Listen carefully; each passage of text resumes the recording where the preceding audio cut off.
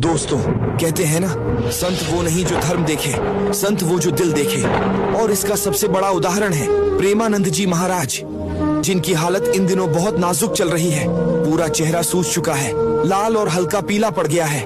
डॉक्टरों के अनुसार महाराज जी की दोनों किडनियां जवाब दे चुकी हैं, लेकिन फिर भी वो राधे राधे नाम के सहारे जीवन जी रहे हैं। मगर इसी बीच कुछ ऐसा हुआ जिसने सबका दिल छू लिया।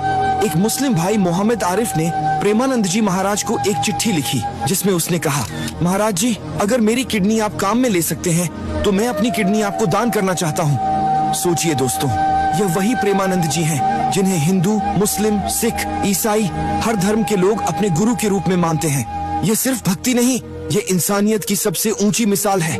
तो आइए आज हम सब मिलकर प्रेमानंद जी महाराज के स्वस्थ होने की प्रार्थना करें। और जिसने भी इस वीडियो को देखा है वो कमेंट में पूरे मन से लिखे, राधे राधे।